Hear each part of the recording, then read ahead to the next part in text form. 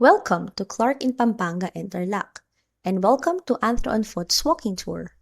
This is a self-paced walking tour that features key heritage sites and cultural highlights in the area.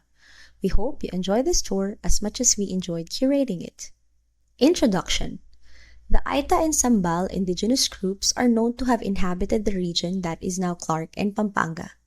The Aitas, in particular, are often associated with the mountainous areas of central Luzon. Pre-colonial communities engaged in hunting, gathering, and swidden agriculture, cultivating crops such as rice, root crops, and various fruits. The fertile plains of Pampanga, traversed by rivers, facilitated agricultural activities.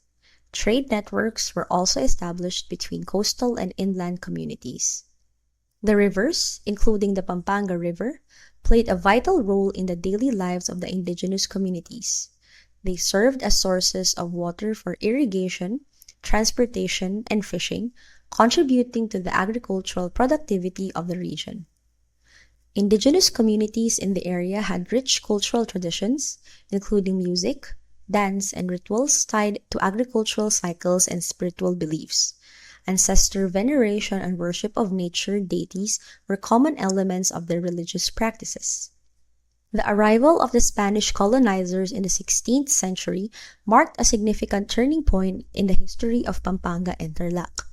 Spanish influence introduced Christianity, altered local governance structures, and initiated changes in land use and economic systems. Due to Pampanga's strategic location and fertile plains, it became an important agricultural and economic center during the Spanish colonial period. The galleon trade, which connected the Philippines to Mexico, contributed to economic activities in the region.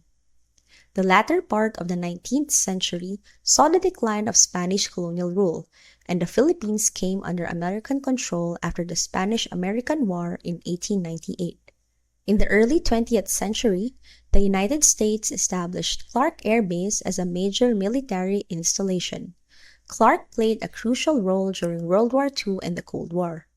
The base brought economic activity to the region, but also experienced destruction during the eruption of Mount Pinatubo in 1991.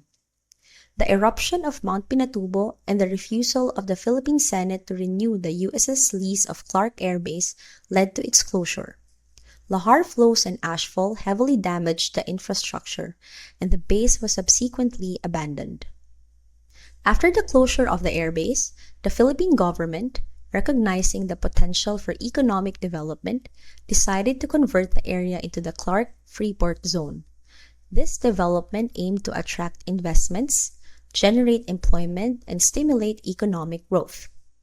In November 2018, the Bases Conversion and Development Authority, or BCDA, and the Clark Development Corporation categorized 4 developments within the Clark Freeport and Special Economic Zone, or CFEZ, namely the Clark Freeport Zone, Clark Global City, Clark International Airport, and New Clark City, as districts under one brand, advertised as Clark, it works like a dream.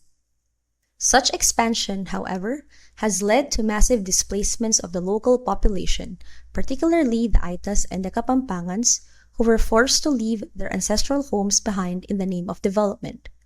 Relocated to areas without provisions for electricity and water, and suddenly finding themselves in areas with no access to their lands and forests, they are constrained to resort to begging, construction, domestic, and cultural performance work, where they continue to remain as museum pieces and visibly invisible. Clark wouldn't be the Clark we know today without centuries of discrimination, displacement, and greed that continue to bleed through its ever wider streets, towering buildings, and glitzy ads of opulence.